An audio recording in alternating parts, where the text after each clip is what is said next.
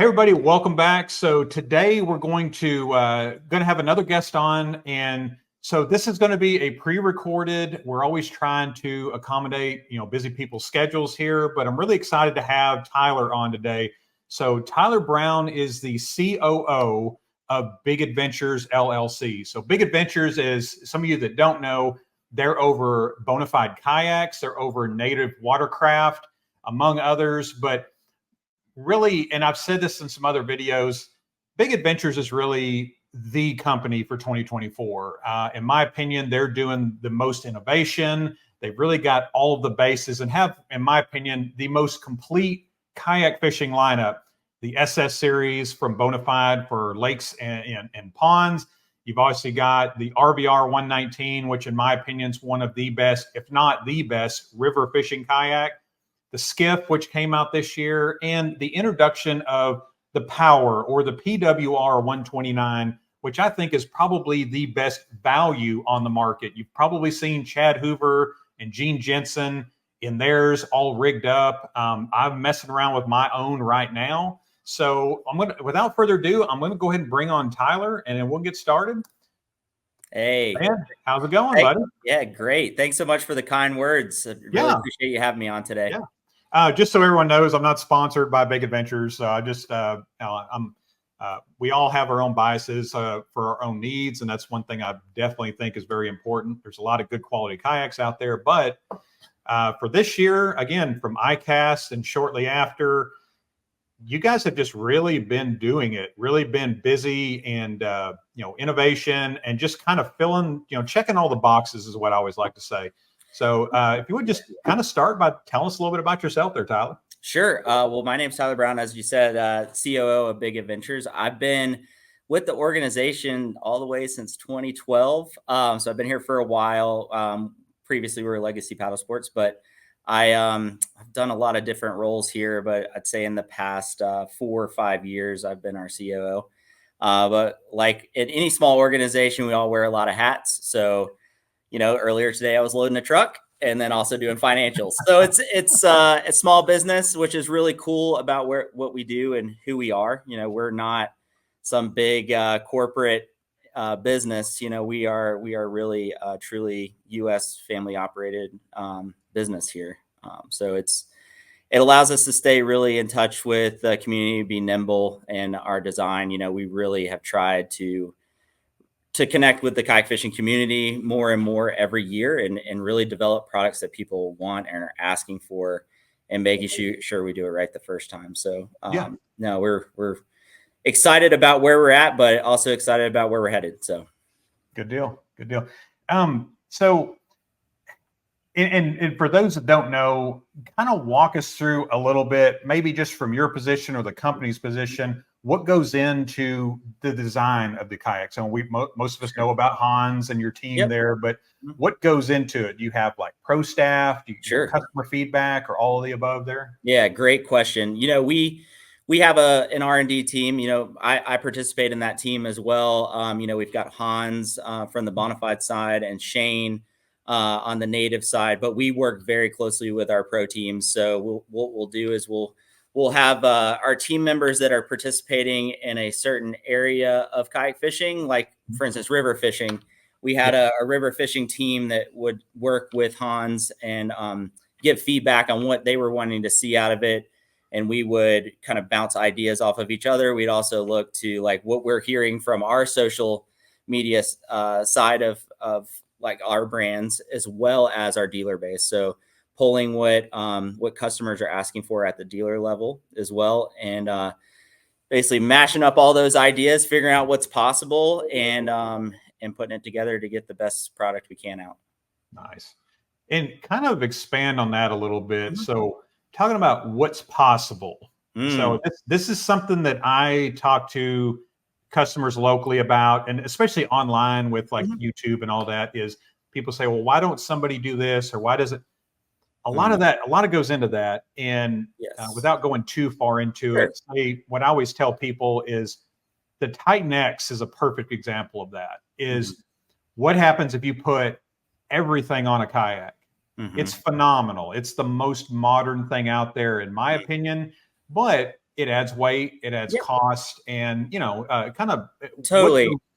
talk about that a little bit. Yeah, I mean, everything has its trade-offs, right? And we are always in the R&D side, we're always weighing the trade-offs of what, we don't want people to be forced into something necessarily they don't need or want and have to pay for that, right? So we want to design the boat that, basically allows people to take it as far as they want to, give them the platform to do it. And some models, really guide the way in that, like the Titan X, right? It's kind of it's really thought out in everything and the placement and having that. Whereas maybe the SKF, is more of a blank canvas, right? Where you can add what you want to. And, some people are willing to pay for certain things and not others. And we want to try to capture what the most people want per se. And, we also have we rotationally mold kayaks. So there's limitations in production as well as supply chains that we're always thinking about and making sure we can deliver really the best product for the most people and really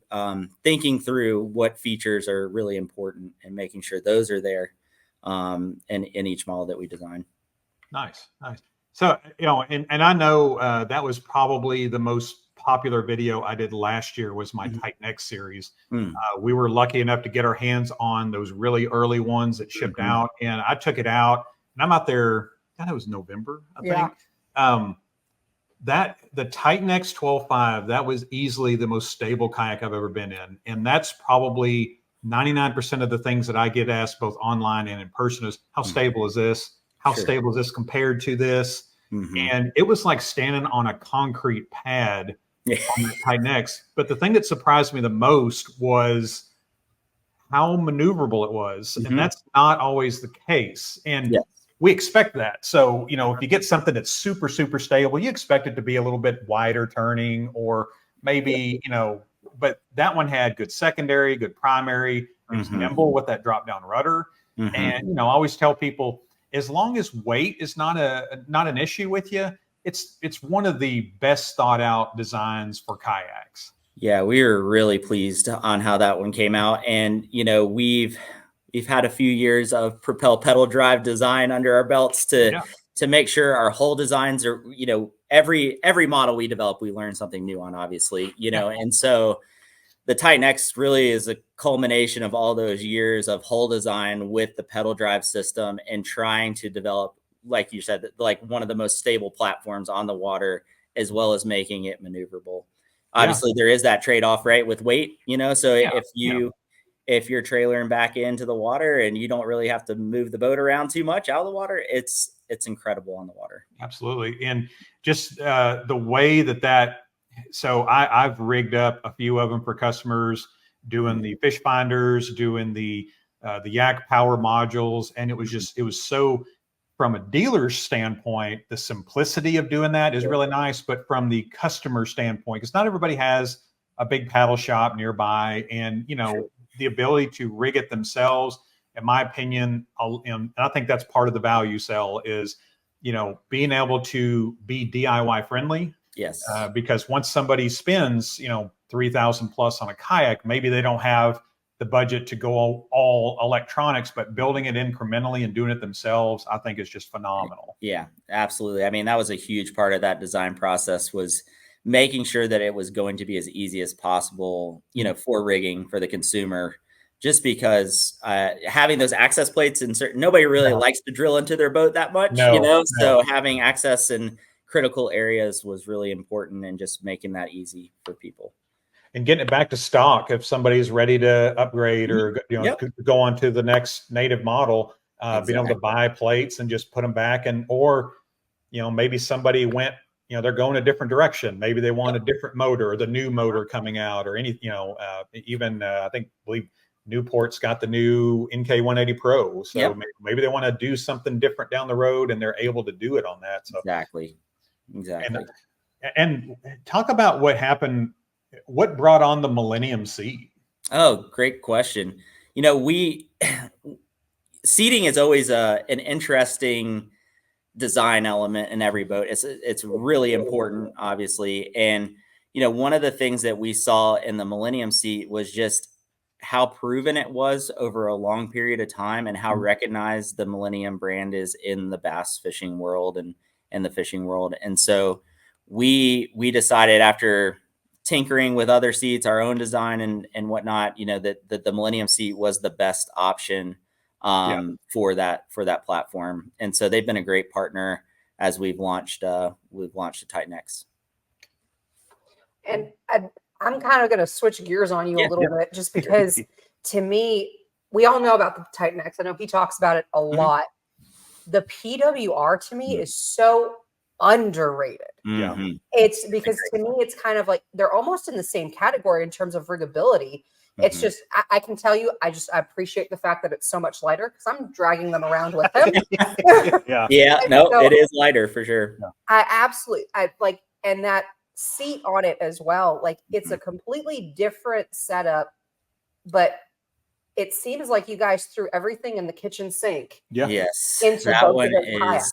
That was a long design process on that one for sure. And Hans really spent a lot of time thinking through that platform. And it is in the same vein of the Titan X. We wanted to make it really riggable for the consumer, right? And it's done that through different access points, but it's got a really good, unique look to it. But being in that boat and fishing it, with foot control steering and with a motor on it, it is just awesome. We just filmed down in Panama. We had 4 PWRs down there fishing them with stern motorization, and it was so nice having, like, it's super stable, as you know. The seating, as you mentioned, we do sew that seat in house, so we have the full sewing team here, and it's so comfortable. It's a boat you can be out in all day, feel really comfortable standing, sitting, and fishing really how you want to. It's a great platform. And that brings me to one of my favorite ones that I was actually looking at for a while, is the Skiff. Is because you mentioned you guys kind of were trying to make that balance between everything and kind of really minimal. And to me, I remember the first time we took out a Skiff, I started paddleboarding. And so he put me on this thing. He's like, I need you to paddle it for me like a paddleboard. And I was just like, unbelievable how easy it was to maneuver that thing. And it's just like, I looked at him, I was like, we may have a second or third kayak. I know, it kind of, I feel the same way. I've got way too many kayaks piled up back here. But yeah, no, I think with the drop down skeg system in that boat too, it makes it really versatile in what environments you can take it in. And with that, we were really trying to hit, like, we see the need and the want for a big wide open deck. And so, we're going to be taking that one out to do some like river fishing as well. Just kind of slower moving current, motor on the back, try to power up, kind of a park and play, if you will, where you don't have to run shuttle. And we're really happy with that platform. It is really stable. Same with that seating being really high, so it's easy to get up and down from. And pretty good value at the price point for where you can at least start at and develop from there. Same thing with the Versa from, the Liquidlogic Versa. So if somebody doesn't necessarily, and I hate saying this because, I mean, you can still rig them both up to fish off of. Yes. But the Versa gives you a little bit more rec, a different seat, but it's still a great seat because it's the same seat you see on the Native Falcon, the FX12 and all that. And the Kiowa, in my opinion, the Kiowa has really, here locally, again, I can't speak for all over the country, but here where we have a lot of skinny water and rivers and creeks, the Kiowa has been phenomenal. Just simple, but performance based. Yes. And you're starting to see those frame seats kind of bleed over into the rec market, and people are loving that. So that boat is one of my favorites to just paddle around. Like that boat is a great smooth paddling boat. And I'm excited to see it getting recognized. It's still getting out there, right? It kind of had it. It launched and then it's just been a little slower for it to be received by the market. But I feel like now we're getting some really good momentum. You're seeing that in your market. We're seeing it in a couple other markets too, where it's really, once people get in that boat and actually try it, it's really hard to move away from it once you give it a shot on the water. We both had that experience. And one thing, untapped market for you, with the Versa and the Skiff. dog lovers. One thing that is so nice about both of those is the ability to get your dog in and out. Totally. We've got labs. Big dogs. I'm used to like lugging this dog off like into something, and like the Skiff and the Versa are perfect for that. They really are. That open deck on the Skiff is just so nice in Versa. It's just, you can grab them, but I don't know if they have their life jackets or not, but you can grab them in the back of the life jacket and throw them on there. Oh yeah, it's really nice. Yeah. So you talked a little bit about Panama. You know, Obi said that, and Obi is our rep, of course. I'm sure. Big shout out to him. He hooked us up with the shirts there. My guy David at the store that I was telling you about did the Buffalo River at flood stage and the RVR. I told him, like, man, it's like we really got to get him a shirt or just something, because he is. If there's one guy that's just all RVR 119, it's let's get him a shirt for sure. Yeah, I was like, get him repping that. Get him repping it. No doubt. Yeah. But I'm currently in a PWR. We're kind of planning to kind of go out here today and you know, do some fishing. And man, you know, just again putting the motor on it. To me, the foot controlled steering was the thing that just I remember watching like the first announcement, and I just happened to be on like y'all's website to see it, and I'm like, what? Because I literally just did a video on the SS 127 versus the Unlimited. And literally the big differences, I said, you know, you get this with this one and this with the other. And it was like 2 weeks later, the announcement for the PWR. And I'm just like, So like now you've got foot control rudder, you know, which is, you know, $300-400 upgrade with certain kayaks. And even, you know, putting it on the SS 127 is thinking, you know, the value that is put on there. And that's my biggest thing here with the kayak industry was value, the value. So what you get for what you pay for, because prices aren't going backwards, you know, per se, but what you get for the money that you're paying. And it's kind of like you said, listening to people, what they're wanting, how you can do that. You know, is it feasible price wise? You know, not everybody needs every single thing. But you know, what kind of price point will this be at? That's always, I know, a decision. But I'm big on, again, US made, you know, so if you could like talk about why is that important from a manufacturer standpoint? I know why it's important for a retail side of it. Well, for us, we really like the control that we have over the quality of the process, right? So, you know, we're living in it day in and day out. It's not like this separated piece where we've got our team, you know, in one building and then their products being made, you know, either states or countries away. You know, we can, if we have something that pops up, we can run to the back and actually see what's happening, you know, test it out, feel it right away, adjust it right away, and just have a lot more control over the timing of what we're doing and having our hands on the product and on a day-to-day basis. And it really allows you to stay connected with the product more. And so from a manufacturing standpoint, I really, really like that element of USA made, you know, and I don't know, it can be easy to get disconnected if you're not seeing it every day.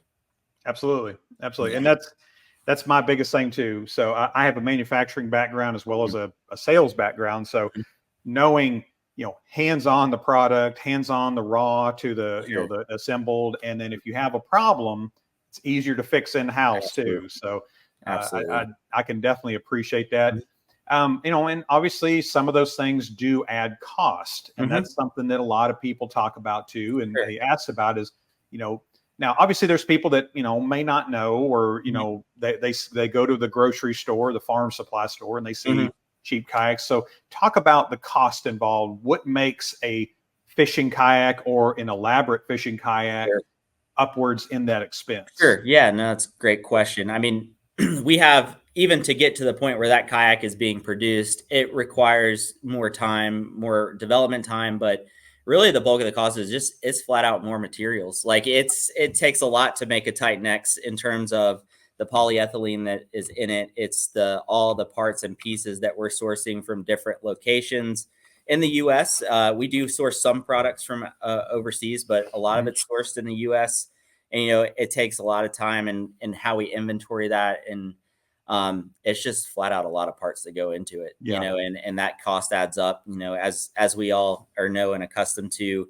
Prices aren't going down, as you mentioned, from our manufacturing side. That is true as well. Our material costs, continues to go up, just like everything else you see at the grocery store and whatnot.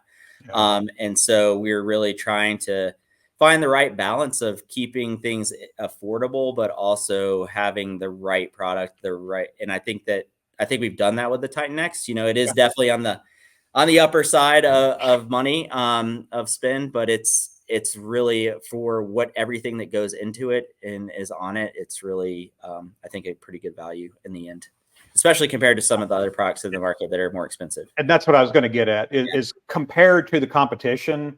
It's phenomenal. It's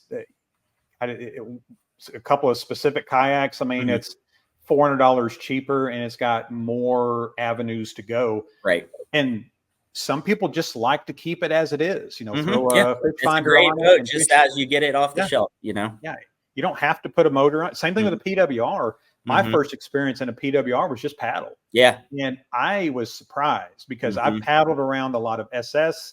I paddle around a lot of others. And honestly, at my core, I'm a paddler. Sure. I love to paddle kayaks. Yep. At paddling a kayak that size with foot controlled steering along with the paddle, I feel like is a very underrated experience. Yes. And also feeling how a kayak moves through the water with a paddle can obviously tell you how it's going to move through the water with a motor. Absolutely. Absolutely. Yeah. And I think that what you just said with foot controlled steering on that platform right off the shelf, it's huge when paddling. If you're not going to motorize it and your first experience in that boat, it's a really nice paddling platform just as it comes, I mean, another thing, because you guys are talking about cost, is the propel drives, though, are some of the sturdiest that we see on the market. I mean, they're heavy, but man, they're solid. Easy to work with. One of the things that's really important to us, I mean,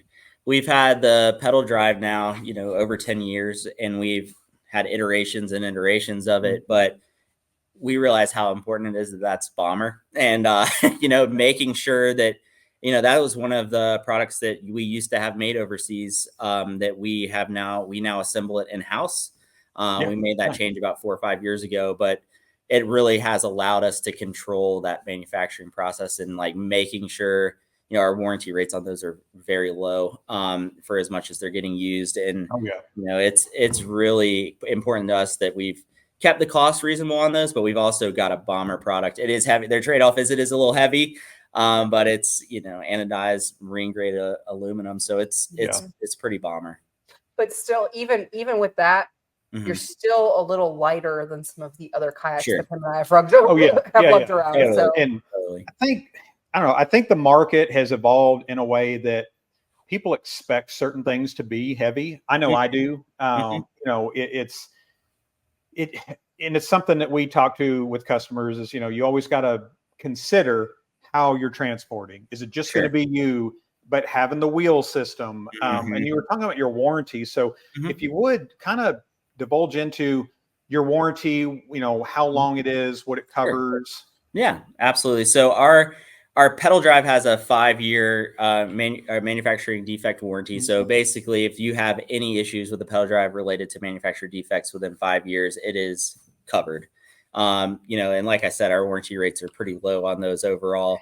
I can speak to that. And then our kayaks really you can read through the website. We've got all of our nomenclature around it, but we really try to stand behind our products if it's a manufacturer defect for sure.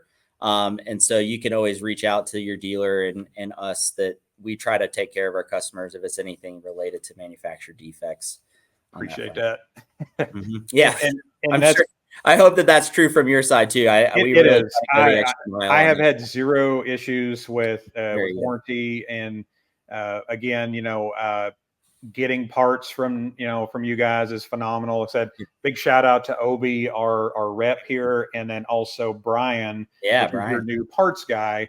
I think it was Amanda before was the name. And then the the transition there has been great. As I definitely just personally a big shout out to them because they're very, very helpful. Yeah. And again, you know, I've worked on the propel drive. I think in the almost 4 years, I think I've worked on two pedal drives, propel drives, and it was just a real small issue, but just the rebuild kit for the upper.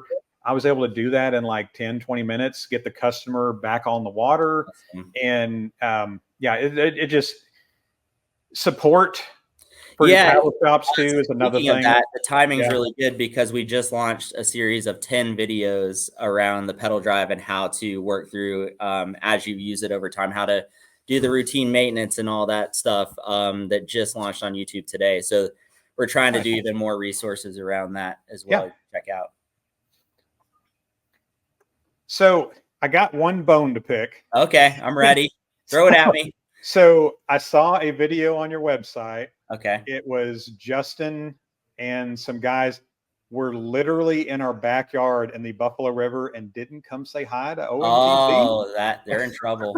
They're in trouble. Oh man. Yeah. I don't know what to say about that. They should have stopped by. They should, stop in and look at all these big adventure boats in our store. Totally. Yeah. No, you guys have multiple locations. I'm sure they passed by one of them.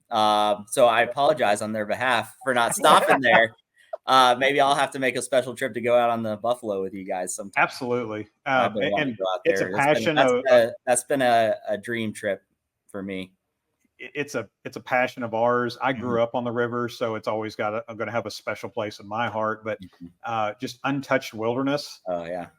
It's like I always tell people, it's like going to Alaska without having to worry about the grizzly bears. Nice. But that's a good selling feature right there. Not having to worry about grizzly bears.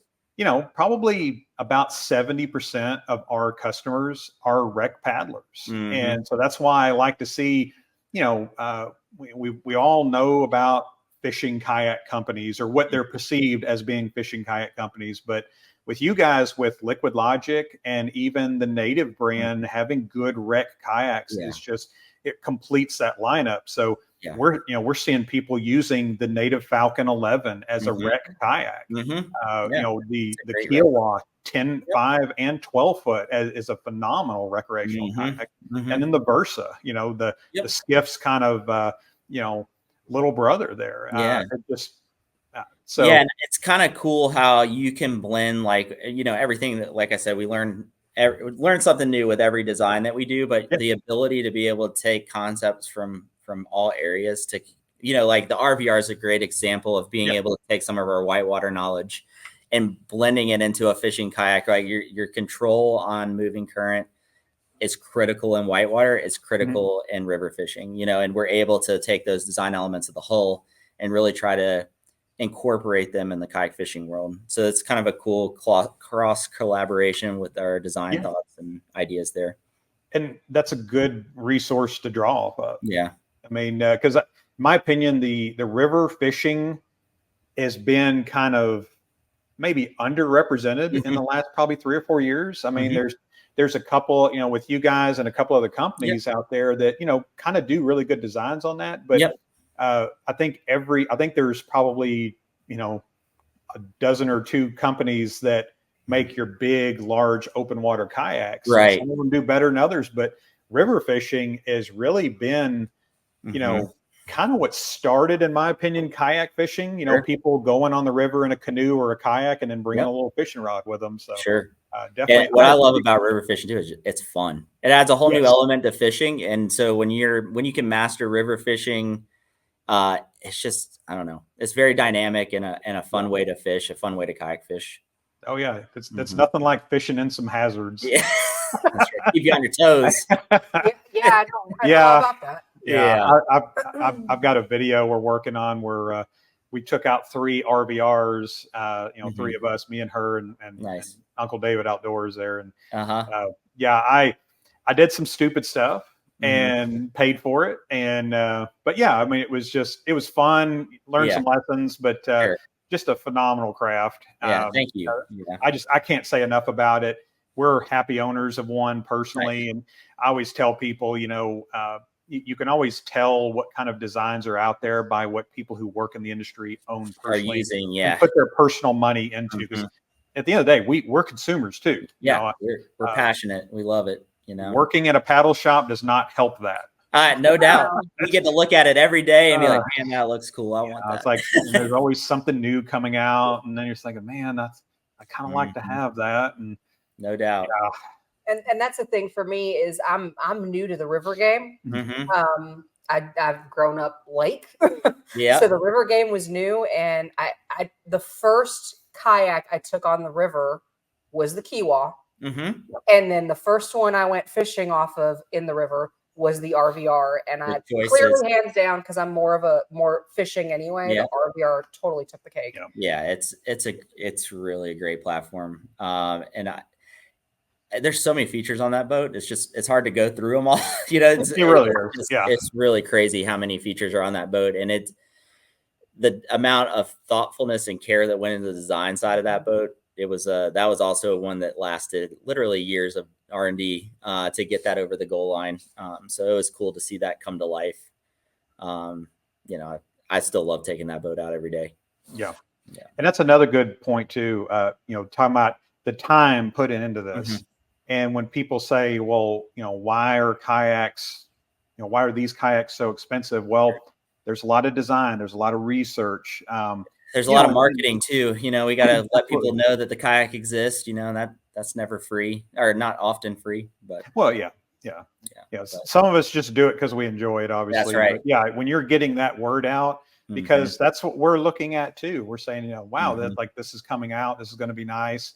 Or it's, when we see something on, YouTube or whatnot, or Instagram or Facebook, we see that and we're thinking, okay, that's going to be really interesting to see how that applies to the rivers and streams or lake. I remember first seeing the Titan X. It was Greg Blanchard, and him talking about it at ICAST. I'm like, I'm thinking, there's only so much pictures and video can do, because I'm thinking, well, it looks like a Slayer Max, maybe upgraded, or and then when we saw it, I'm like, wow, like this is, they really thought of this. And little things to me, because I've got access to a lot of different brands, and seeing the swivel seat slide seamlessly because it's got on that little top track.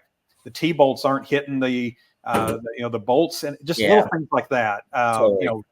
So like if you get to your spot and you want to loosen the wing knobs and just scoot the seat back so you got more room to stand up and fish from, you can do that. You don't have to, you're not, trying to wiggle a seat down a track. So and it really is. It's like, anybody thinking about buying a new boat, it's always good if you can get on the water and like try it out. Obviously seeing it on the retail floor is great too, but anytime you can get in a boat, I really feel like it really shows itself on the level of detail there that we put into everything.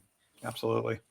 Absolutely. So kind of to switch it up a little bit, man, I know you're busy. I know you got a lot going on there, but how much time do you really get to actually go out and get on the water yourself? I wish it was more, but I try to make sure I carve out time. I'm trying to go at least once or twice a month. In the middle of the season, obviously this is where we are the busiest. But then in the off season, I get out more. I go on some trips with the team here too for marketing. I help out with some of the shoots that we do. So like I said, I just got back from Panama. I did not get to fish as much during that shoot as I wanted to, but I did get to fish a little bit. And in the fall, I did some red fishing in Louisiana, and we have some local spots around here that I go to fairly often, as often as I can do. I really enjoy bass fishing. So I'll go out there and bass fish as much as possible. Right now I try to take out a new model as much as I can just to feel them out and spend more time in them. So I've taken out the Titan X most recently and the PWR. Love taking out the RVR, take that out quite a bit anytime I'm river fishing. But I try to get out as much as I possibly can, because I grew up fishing and paddling, and it's a passion of mine for sure. And like a lot of people here. Yeah. And that's one thing I notice about you guys is, you guys have a really good social media presence, whether Justin with his dogs there or you guys in the shop or at the store there. So that's always good to see, because you can tell the people that are working there are using this product. They're Absolutely. they're not punching a time clock and looking at the clock, waiting to go home. Like I said, and we had Jameson Redding on here just a couple days ago. We did that, and we were talking about redfish. And I think he said he has a PWR now. Rigging up. So he said even when he was with Jackson, he was saying, like, he called up Hans like, "Hey, props." Like, that's a really good design. Absolutely. We're taking that inshore fishing more and more, that platform. I mean, that's what's cool about the versatility of that boat too. You can take it almost anywhere. That PWR. It's a great boat. Well, man, we're here at the 35-minute mark. Again, I definitely appreciate you coming on. Thank you so much for having me. Anybody watching here still, for one, we appreciate that. And two, make sure that you check out, Big Adventures, Bonafide, Native, Liquidlogic. Definitely support your local paddle shops. Again, without those guys, we're here to help you guys out. You got guys like Tyler here at these companies that are making kayaks designed for you and by you in a lot of cases, taking that feedback. Again, Tyler, I appreciate you coming on, giving us the time. I loved it. And next time you guys come out with something, or we're coming up on the next season, love to have you back on, man. Absolutely. Love to do that. And thank you so much again for having me on today. Really appreciate it. I'll let you get back to it, but thank you so much. Thank you guys so much. Have a good one. Hey, you too. Thank you. All right, bye.